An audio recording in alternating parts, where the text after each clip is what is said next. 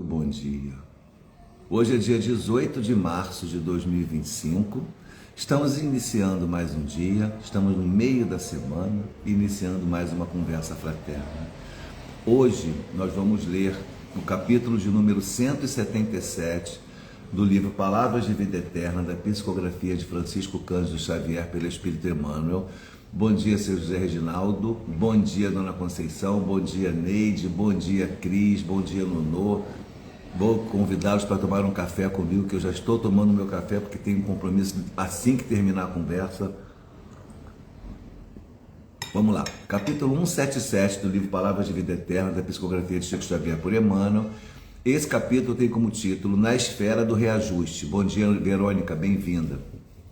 Na Esfera do Reajuste. A mensagem evangélica é de Jesus, registrada por João,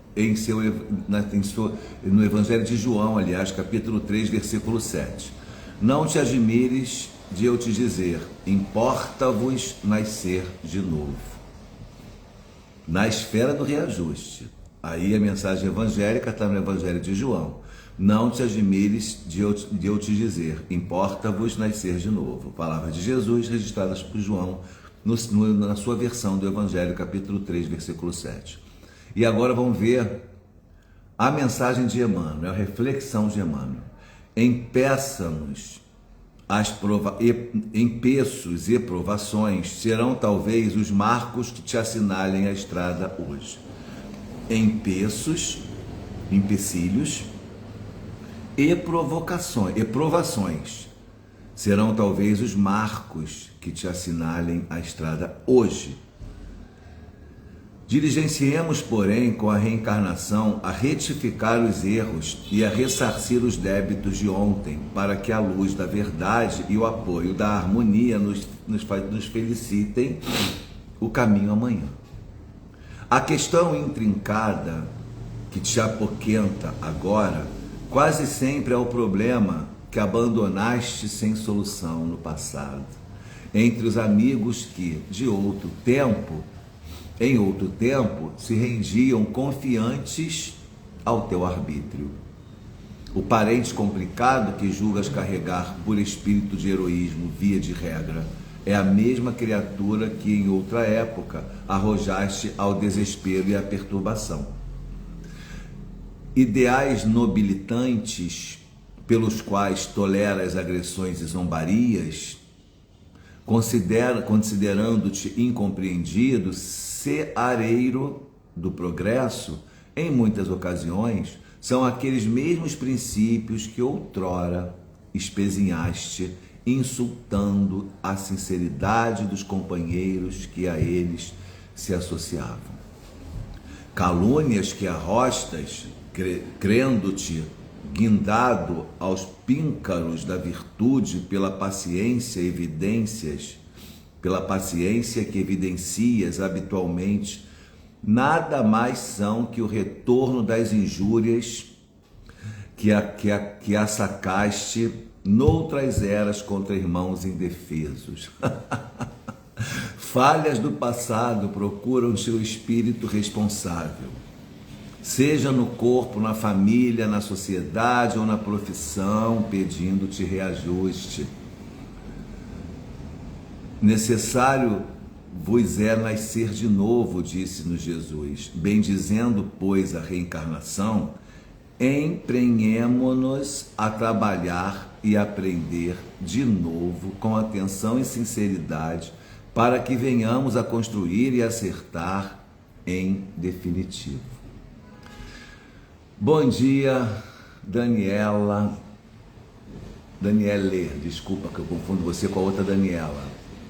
Bom dia, Verônica, bom dia, Wanda, minhas amigas e meus amigos. A mensagem de hoje quer dizer para a gente o seguinte: não existem vítimas e nem algozes. O que existem são espíritos que estão avançando na direção do progresso, vivendo as suas provas, as suas expiações e os seus empeços, que nada mais são do que as provas, os exames que precisamos enfrentar para transformarmos-nos em espíritos plenos, em alcançar a plenitude. que é o progresso, que é o ápice do processo evolutivo do ser.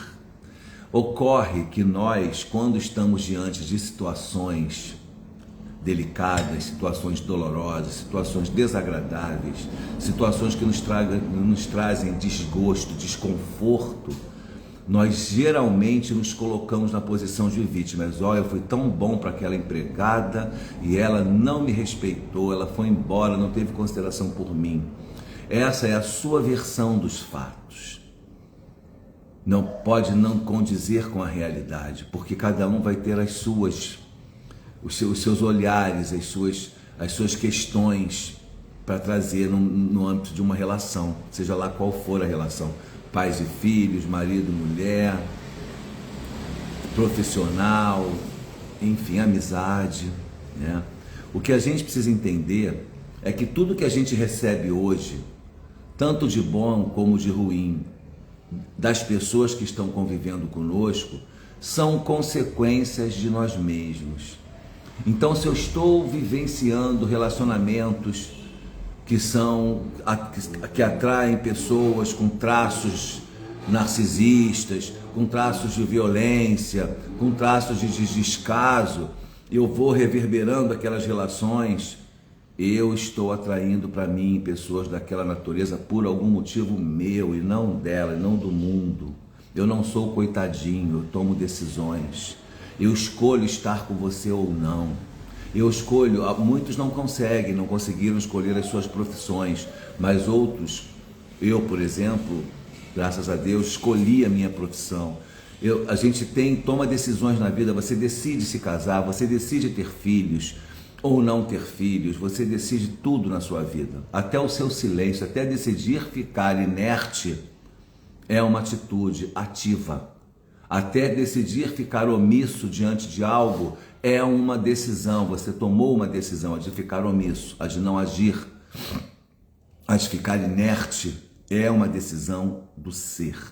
Portanto, tudo que nós vivemos é responsabilidade nossa. Então, se eu tenho pessoas à minha volta que me exploram, que não me agradam, que estão me tratando de alguma maneira que não esteja confortável, eu que tome a decisão de não permitir que as pessoas ajam assim comigo. E não preciso ser violento, não preciso ser agressivo, não preciso ser arrogante, basta que eu me imponha e diga a mim mesmo, não quero mais ser tratado desta forma, e não serei. E eu me afasto daquelas situações. Eu tenho que entender que o mais importante na esfera do reajuste, olha o título do nosso capítulo, na esfera do reajuste. Emmanuel, com a sua capacidade didática maravilhosa, né, ele já começa o seu texto falando sobre a reencarnação. Não te admires de eu te dizer, importa-vos nascer de novo. São palavras de Jesus. Porque é nas sucessivas reencarnações que nós vivenciamos as oportunidades desse progresso. Então Emmanuel me avisa aqui, ó. O parente complicado que julgas carregar por espírito de heroísmo, eu sou muito forte, eu consigo perdoar, mas estou carregando aquele parente nas minhas costas. Via de regra, é a mesma criatura que em outra época arrojaste ao desespero e à perturbação. Ou seja, você não está fazendo favor nenhum em conviver, em tentar ter convivência com aquele parente complicado, indesejado. Você está quitando um débito, você está devolvendo para ele, está fazendo reajuste com ele. Você está devolvendo para ele aquilo que você um dia tirou. Então você não é herói. Você não é mais forte, você não é mais evoluído do que ninguém, porque conseguiu conviver com aquela pessoa que é muito difícil. Ninguém suporta fulano, mas eu convivo com ele.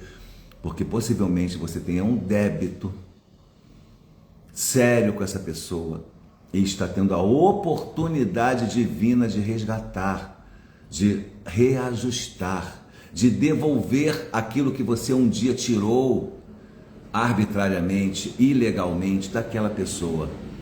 ideias nobilitantes pelos quais toleras agressões e zombaria, ideais nobilitantes. Hoje nós temos ideais.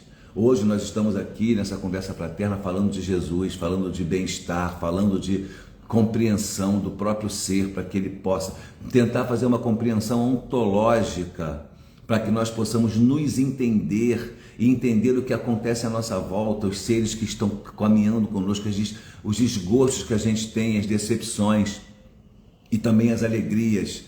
Por que essas coisas acontecem conosco? Essa compreensão nos ajuda a crescer. Mas se hoje nós estamos com esses ideais nobilitantes aqui agora, por exemplo, falar de Jesus, botar a cara aqui na câmera para o mundo inteiro, se quiser nos ver, que veja e tome e tenha suas conclusões, e tenha suas opiniões a meu respeito, eu não posso me considerar herói, não posso, estou tolerando zombarias. Eu, por exemplo, na época, que vocês devem lembrar, na época do início da pandemia, que todo mundo começou a fazer live, eu mesmo, eu ouvi pessoas dizendo, agora todo mundo virou blogueirinho, todo mundo faz videozinho, todo mundo virou blogueirinho. Isso é uma zombaria, né? Isso é um deboche. Eu segui. Olha, eu, em muitas ocasiões, zombei também de alguém, pelos mesmos ideais que hoje eu estou propagando. Possivelmente eu também zombei de pessoas no passado. Então eu estou bebendo o meu remédio, eu estou provando do meu veneno. Então, se eu estou tendo o que eu quero dizer para você é o seguinte: se eu estou tendo a oportunidade de provar do meu próprio veneno, com os dissabores que a vida me propõe, com as decepções que a vida me traz, eu tenho que dizer, Senhor, obrigado pela oportunidade de estar provando o meu próprio veneno, para eu saber que o veneno que eu dou não é bom, é um veneno.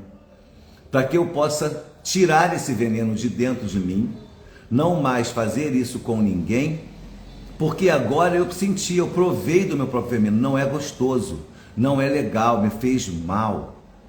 Mas o veneno não é do fulano, do ciclano, do beltrano, o veneno era meu. Então eu estou dando um salto quântico, estou dando um passo à frente, quando eu compreendo que eu não sou vítima daquelas injustiças, daquelas zombarias, e sim alguém que precisa entender o propósito daquilo que está acontecendo para que possa crescer. Então, se você me traiu, eu que amargue a dor da traição, compreendendo que se Deus, o Pai Celestial, que rege a minha vida, permitiu que esse delito acontecesse comigo, um propósito para o meu progresso há de existir. Porque o meu Pai Celestial só quer o meu bem, mas não vai me furtar dos meus desgostos, porque eu também fui injusto um dia. Eu também fiz alguém amargar essa dor que eu estou sentindo hoje. Então eu vou olhar para a dor, vou compreender a humanidade em mim, a humanidade no sentido do ser humano e não da coletividade. Eu só sinto aquela dor porque eu sou humano. Aí a gente vai lembrar de Nietzsche, humano, demasiadamente humano. Ontem eu estava fazendo um estudo e o instrutor, o facilitador, falou exatamente isso. Para que eu chegue na angelitude, eu tenho que ser humano antes, eu tenho que me humanizar. E aí, com os dissabores, com as experiências, digamos assim, que a vida me oferece, tanto as boas quanto as mais, eu me humanizo. Agora, o que eu não posso é ter uma vitória, uma conquista, sou o melhor, consegui. Como muita gente faz. Se sente o rei da cocada, porque passou naquele concurso, comprou aquele apartamento, porque trocou o carro, porque tem dinheiro que está bacana, porque... Não, porque meus filhos todos estão bem educados, eu sou maravilhoso. Não, você não cumpriu, não cumpriu mais do que a sua obrigação. Quando Deus te confiou aquelas almas para você orientar, dirigir, Ele te deu uma missão. Então, missão dada, missão cumprida. Não é mérito cumprir missão, é obrigação. Olha o que eu estou falando. Cumprir missão não é mérito. Portanto, se você cumpriu uma missão com louvor, parabéns, mas você não é herói. Você teve responsabilidade. Você aceitou o compromisso e você cumpriu. Você deu a contraprestação daquilo que foi combinado anteriormente. Cumpriu a missão. Parabéns. Sim, você merece receber seus parabéns, mas você não é melhor do que ninguém. Entenda a diferença entre receber parabéns e se considerar o melhor, superior aos outros. Não somos. Somos seres em constante processo de progresso. Somos seres que precisamos entender que é tudo que acontece, que é tudo oportunidade. Nós somos seres espirituais vivendo em uma experiência carnal. Toda experiência na carne é espiritual. Ué, Alexandre, que loucura, como é que pode uma experiência na carne ser espiritual? É simples. Eu vou logo num ponto que todo mundo teme, já viveu ou teme viver. Dificuldade financeira. Aí você vai dizer para mim, ué, aonde a dificuldade financeira é uma experiência espiritual? A maneira como você vai encarar aquele problema, a maneira como você vai digerir aquele problema, receber aquele problema, compreender aquele problema e tentar vencer as barreiras, é o porquê de você estar vivendo aquela experiência. Então, se é uma experiência material, de ordem financeira, a vida, o mundo, Deus, aliás, o mundo não, a vida, Deus quer que eu compreenda alguma coisa que vai tornar o meu espírito melhor, que eu vou levar como experiência aquelas dificuldades que eu vivi durante aqueles anos da minha vida, me tornaram uma pessoa mais humilde, me tornaram uma pessoa menos avarenta. Aquelas experiências que eu vivi, aquele momento de dificuldade financeira me tornou uma pessoa mais compreensiva, mais complacente com a outra. Hoje eu não julgo tanto. Eu canso de ouvir as pessoas dizendo: fulano ganha Bolsa Família, vagabundo, vive às custas do governo. É fácil falar isso. Vai lá viver a dor do fulano. Vai lá receber R$600 por mês para pagar o aluguel do barraco na favela. E ainda tem que comprar comida, ainda tem que comprar calçado, ainda tem que pagar passagem para ir trabalhar, ainda tem que receber humilhação. Vai lá dizer que a pessoa está vivendo às custas de governo. Aí você está fazendo o seu julgamento a respeito daquela pessoa. Aí um dia você passa pela dificuldade financeira atroz. Se você estiver antenado, se você estiver atento ao processo reencarnatório, às experiências, a nossa visão espírita da vida como um todo, você vai dizer: opa, tem alguma coisa errada. Por que eu estou vivendo isso? O que eu tenho que pegar de experiência para isso? Aí eu vou lá no meu passado recente e lembro que eu julgava quem não tinha, que eu chamava de vagabundo aquele irmão que estava lá na esquina, na praça, esperando um pão. Vai trabalhar, vagabundo? Vai saber por que a pessoa está naquela praça sentada, sem condições de trabalho, esquecida pela sociedade. É muito mais fácil você julgar. Aí você, quando passa pela dor, que você se torna humano, que você vê: caramba, eu também sou passível de viver experiências dolorosas como essa. Eu começo a olhar o outro com mais ternura, eu começo a olhar o outro com mais compaixão, eu começo a ser mais caridoso. Olha como a experiência material me trouxe uma vivência, a vivência material me trouxe uma experiência espiritual. Olha como a vivência material me trouxe uma experiência espiritual. A partir do momento que aquela ausência de recursos me tornou uma pessoa melhor, eu alcancei o propósito reencarnatório, que é o progresso. Porém, através da dor, através da dificuldade. Por quê? Porque me era necessário. Porque se eu não tivesse vivido aquela experiência, eu não iria chegar a essa conclusão, eu não iria alcançar essa compreensão ontológica e para o mundo. Bendita reencarnação que me permite errar e acertar por conta do saboroso, do poderoso, do sublime, do divino livre-arbítrio.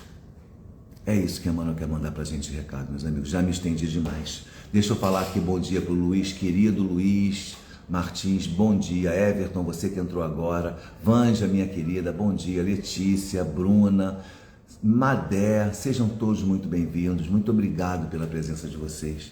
Vamos encerrar nossa conversa fraterna com a leitura de uma página do livro Minutos de Sabedoria. Olha, capítulo 244. Deus está em toda parte, ao mesmo tempo, e portanto está também dentro de você, em redor de você, vendo o que você faz, sabendo até o que você pensa. Se você sofre é porque a dor lhe trará benefícios futuros e não por vontade de Deus. Você deixa seu filho sofrer na cadeira do dentista porque este beneficia seu filho, mesmo fazendo que ele sofra. Deus age também assim conosco.